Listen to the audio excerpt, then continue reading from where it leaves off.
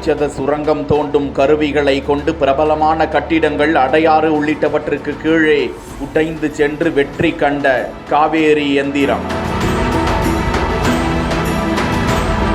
சென்னையில் புதிதாக அமைக்கப்பட்டு கொண்டிருக்கும் மெட்ரோ பணியில் முக்கியமான இடங்களில் சுரங்க பணிகள் முடிவடைந்து இருக்கின்றன. சென்னை மெட்ரோ ரயில் நிறுவனம் சென்னை நகரம் முழுவதும் 116.1 கிலோமீட்டர் நீளத்திற்கு 3 வழித்தடங்களுடன் 2ஆம் கட்ட திட்டத்தை முழு வீச்சில் செயல்படுத்தி வருகிறது.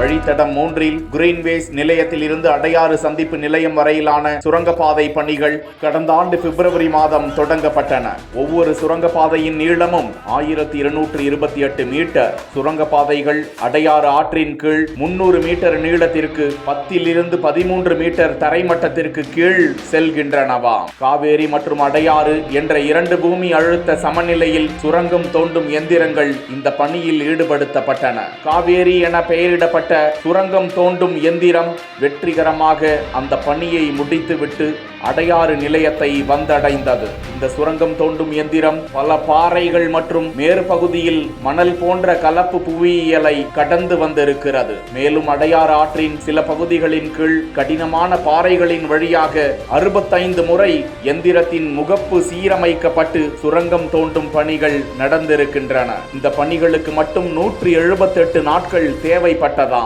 இந்த எந்திரம் பெட்ரோல் பங்குகள், எம்ஜிஆர் ஜானகி கல்லூரி, ஆந்திர சபா மருத்துவமனை, துர்காபாய் தேஷ்முக் சாலை மற்றும் அடையாறு பாலம் கீழேயும் கடந்து சென்றுள்ளதாக அது குறித்த தகவல் வெளியிடப்பட்டிருக்கிறது. 2வது சுரங்கம் தோண்டும் எந்திரம் அடையாறு தற்போது அடையாறு நிலையத்தில் இருந்து 277 மீட்டர் தொலைவில் உள்ளது மற்றும் நவம்பர் 2024க்குள் அடையாறு நிலையத்தை வந்தடையும் என எதிர்பார்க்கப்படுகிறது. சுரங்கம் தோண்டும் காவேரி எந்திரம் அடையாறு நிலையத்தை வந்தடைந்ததை சென்னை மெட்ரோ ரயில் நிறுவனத்தின் திட்ட இயக்குனர், பொது மேலாளர்கள் உள்ளிட்ட பல்வேறு அதிகாரிகளும் நேரில் பார்வையிட்டு பரவசமடைந்து வாழ்த்துக்களை பகிர்ந்து கொண்டனர்.